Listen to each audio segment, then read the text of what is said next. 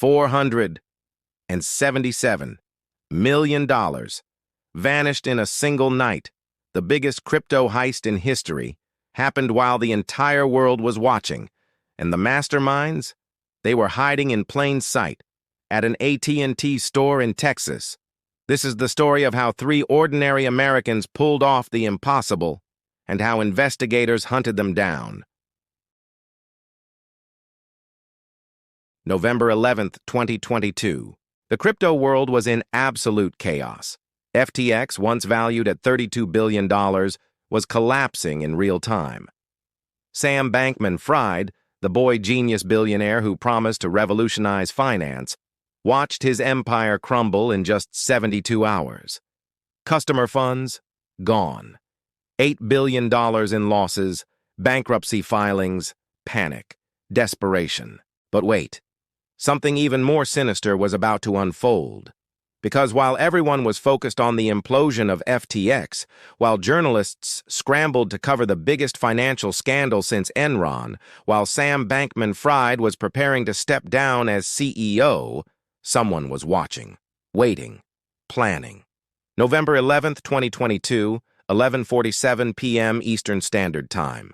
The attack began. Digital wallets started draining. Ethereum, Bitcoin, Solana, Binance, Smart Chain tokens flowing out of FTX like water through a broken dam. The blockchain doesn't lie, and it was recording every transaction in real time. 278 million on Ethereum, 106 million on Solana, 89 million on Binance Smart Chain, 4 million on Avalanche. Total? $477 million. Gone. In the FTX Telegram channel at 12:26 a.m., an admin posted a single chilling message. FTX has been hacked. All apps are malware. Delete them. Chat is open. Don't go on FTX site as it might download Trojans. Panic turned to terror. Users who had already lost everything in the bankruptcy now faced a second nightmare.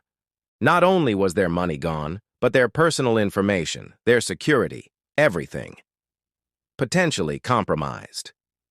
John Ray III, the new CEO brought in to clean up the mess, the same man who oversaw the Enron bankruptcy and claimed he'd never seen anything this bad, took immediate action. Within hours, all FTX assets were moved to cold storage. The company went into full lockdown mode, but the damage was done.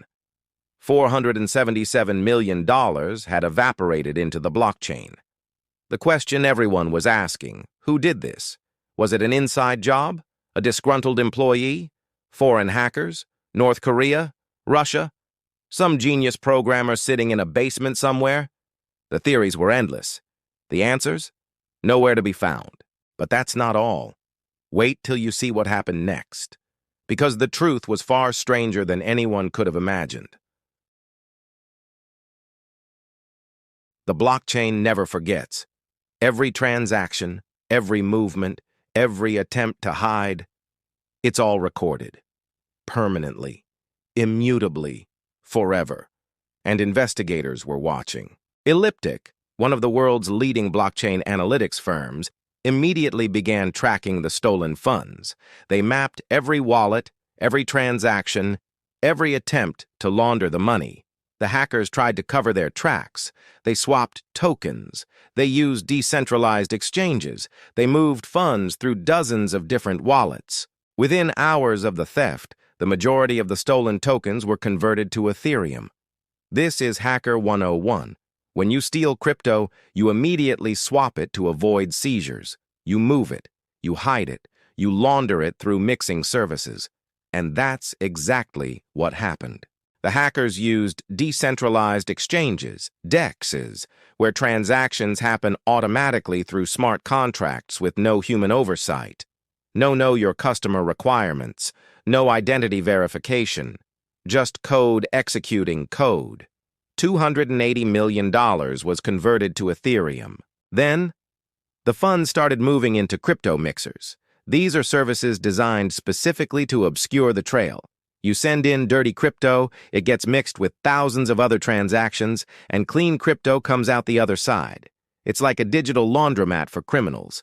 Chip mixer, Tornado Cash, privacy protocols designed to break the chain of custody. From November 12th through mid-December 2022, the laundering operation was in full swing. Transactions happening daily, funds splitting, merging, splitting again. A deliberate pattern designed to confuse anyone trying to follow the money. And then, silence. The assets went completely dormant. 9 months. Not a single transaction. Not a single movement. The hackers went dark. Maybe they were spooked. Maybe they were waiting for heat to die down. Maybe they were planning their next move. But investigators never stopped watching. September 2023. The funds started moving again. Small transactions at first, testing the waters, then bigger movements. The hackers were getting confident. They thought they'd gotten away with it. They were wrong. Because blockchain analytics isn't just about following the money. It's about finding patterns, digital fingerprints, the unique signature that every hacker leaves behind, whether they realize it or not. Elliptic's researchers began connecting dots. They analyzed the transaction patterns, the timing, the wallet structures, the laundering techniques, and they found something interesting. The methods used in the FTX hack matched patterns associated with other attacks. High-profile crypto thefts, SIM swap attacks, a very specific type of crime that requires inside access to telecommunications infrastructure. Wait, what's a SIM swap attack? Here's where things get really interesting, because this wasn't some sophisticated nation-state cyber weapon. This wasn't advanced malware or zero-day exploits. This was social engineering at its finest. A SIM swap attack is brutally simple. You walk into a phone store. You pretend to be someone else. You convince the employee to transfer their phone number to a SIM card you control. Suddenly, all their calls, all their texts, all their two-factor authentication codes, they all come to you instead of the victim. You have become them, their phone number, their identity, their access to everything. And if that victim works at a cryptocurrency exchange with access to hundreds of millions of dollars, you've just hit the jackpot. But investigators still didn't know who. Names, faces, real-world identities. The digital ghost remained anonymous until the FBI got involved. January 24th, 2024. More than a year after the hack, the United States Attorney's Office for the District of Columbia unsealed an indictment that sent shockwaves through the crypto world. 3 names: Robert Powell, Carter Rohn, Emily Hernandez. Not Russian hackers, not North Korean cyber warfare units, not some shadowy international crime syndicate. 3 Americans, operating from Highland Park, Illinois, a quiet suburb of Chicago, the kind of place where nothing exciting ever happens, until it did. Robert Powell, 26 years old, allegedly the ringleader, the mastermind, the one who put the crew together and orchestrated the entire operation, living at home, planning a $400 million heist from his bedroom. Carter Rohn, the technical expert, the one who understood how to move crypto without getting caught, how to use mixers, how to cover their tracks on the blockchain. Emily Hernandez, 23 years old, from Colorado Springs, the one who walked into that AT&T store in Texas with a fake ID and changed everything. The FBI affidavit laid it all out. These 3 had been running SIM swap attacks for years. From March 2021 through April 2023, they targeted over 50 victims, stealing identities, taking over phone accounts, draining crypto wallets. Small time at first. A few thousand here. 10,000 there. Practice runs, building their skills, refining their techniques, learning the system. They would obtain stolen personal identifying information, PII, through various methods: dark web marketplaces, data breaches, social engineering. Once they had someone's information, their name, date of birth, social security number, they would create fake identification documents, professional quality, good enough to fool telecom employees. Then comes the critical moment. Walking into a store, AT&T, T-Mobile, Verizon. The employee has no reason to be suspicious. You have the ID. You have the information. You seem legitimate. Can you please transfer this phone number to a new SIM card? My phone broke. I need a new one. Sure, no problem. And just like that, they have control. Every call, every text, every two-factor authentication code. Everything flows to them now. But the FTX hack? That was their magnum opus, the big score they'd been building toward. November 11th, 2022. FTX was already in chaos. The perfect smokescreen. Who would notice one more problem in the middle of complete collapse? Emily Hernandez walked into an AT&T store in Texas. She carried a fake ID, her picture, but the name? An FTX employee, someone with access, someone with privileges. The employee at AT&T had no reason to suspect anything. The ID looked real. The information checked out. They transferred the phone number. Mistake made. Game over. Within hours, Robert Powell and Rohn were accessing FTX systems, using the compromised phone number to receive two-factor authentication codes, bypassing security protocols, moving from wallet to wallet, Ethereum, Bitcoin, Solana, everything they could grab, $477 million. The timing was perfect. Everyone was focused on the bankruptcy, on Sam Bankman-Fried's downfall, on the $8 billion in missing customer funds. Nobody was watching for external threats, until it was too late. The gang immediately began laundering, moving funds through decentralized exchanges, swapping tokens, using crypto mixers. They'd done this before. They knew the playbook, but they didn't know the FBI was building a case. Every transaction traced, every wallet identified, every movement logged.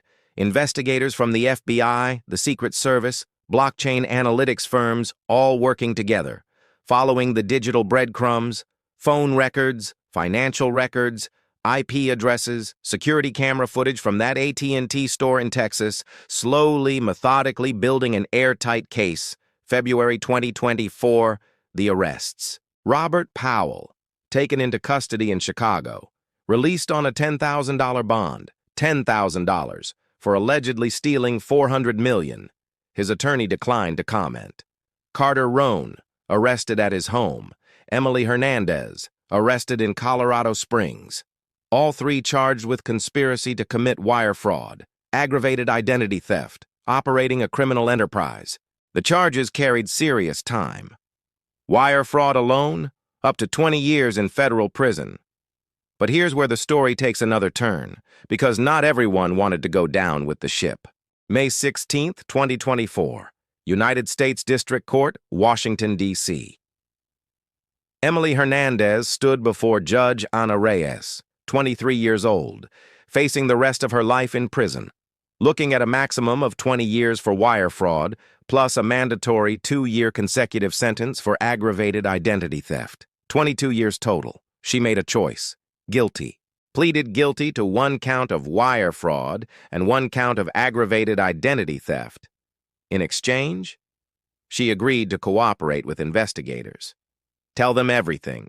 Who planned it, how they did it, where the money went, every detail of the operation, every victim they targeted, every crime they committed. The preliminary sentencing guidelines suggested 41 to 51 months in prison, 3 to 4 years, a fraction of what she could have received. But cooperation comes with a price. You're a snitch now, a rat. The others in the crew, they know what you did. Robert Powell and Rohn maintained their not guilty pleas, their cases proceeding to trial, set for January 6, 2025. They're betting on a different strategy. Maybe the evidence isn't strong enough. Maybe the prosecution can't prove their involvement beyond a reasonable doubt. Maybe a jury won't convict.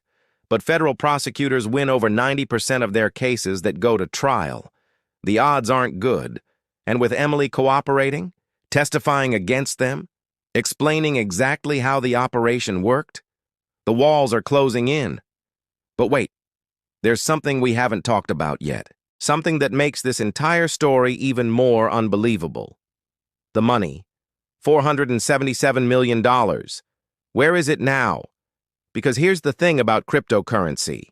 Just because you stole it doesn't mean you can spend it. Not easily. Not without getting caught. The blockchain is still tracking every movement, every transaction. Law enforcement agencies around the world are watching. Exchange platforms have blacklisted the stolen addresses. Try to cash out? You'll be identified, arrested, charged. So what do you do with $400 million you can't spend?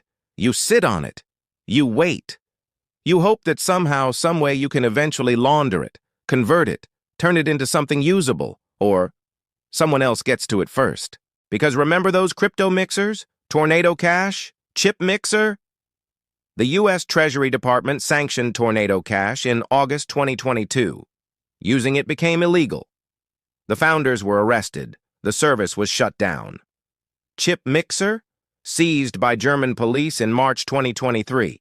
The avenues for laundering crypto are disappearing, the noose tightening, and investigators are still tracing funds, still identifying wallets, still building cases. In October 2023, blockchain analytics firm Elliptic published a report suggesting the FTX hack might have connections to Russian-affiliated cybercrime organizations. Not that Russians committed the hack itself, but that some of the laundered funds may have moved through services associated with Russian darknet markets. Money laundering is rarely a solo operation. You need infrastructure, services, people willing to take hot crypto and convert it to clean fiat currency. And those services, often controlled by organized crime. The 3 Americans who stole the crypto, they might just be the beginning of the story. The FBI investigation is ongoing, more arrests may be coming. But that's not all. Wait till you see how this connects to an even bigger pattern. SIM swapping isn't new.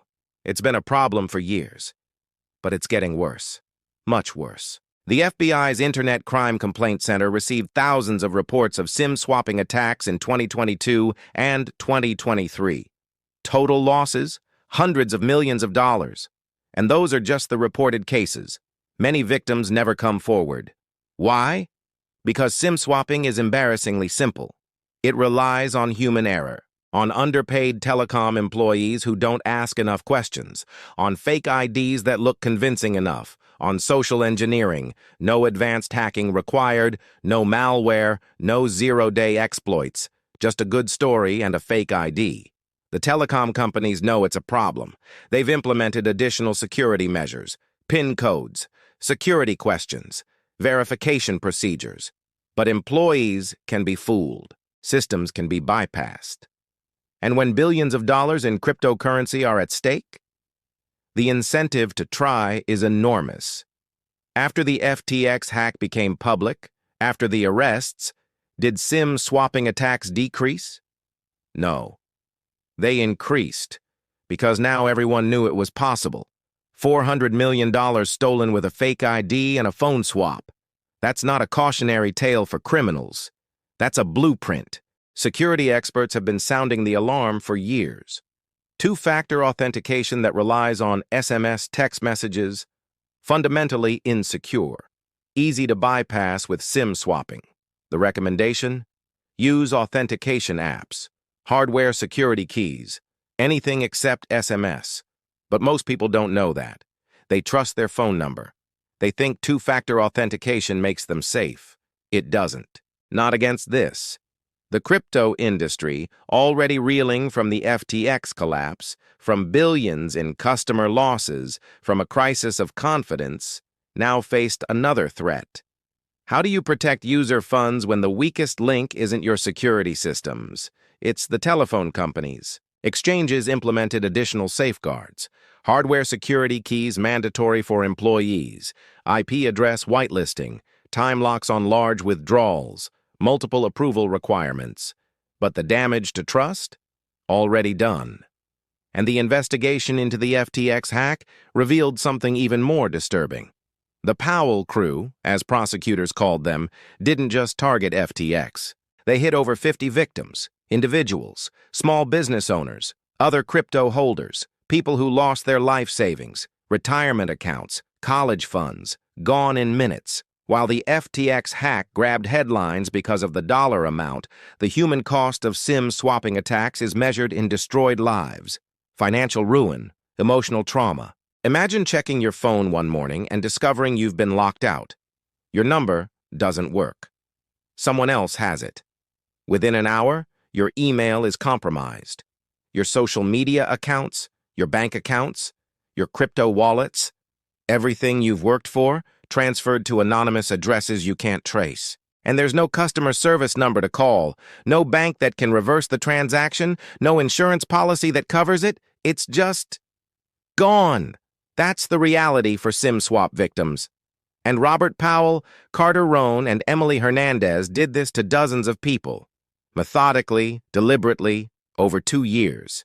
The FTX hack was just their biggest score. But the trial hasn't happened yet. The final chapter hasn't been written. September 29th, 2025. Today, the trial date has been set, postponed, rescheduled multiple times. Legal maneuvers, discovery disputes, pre-trial motions.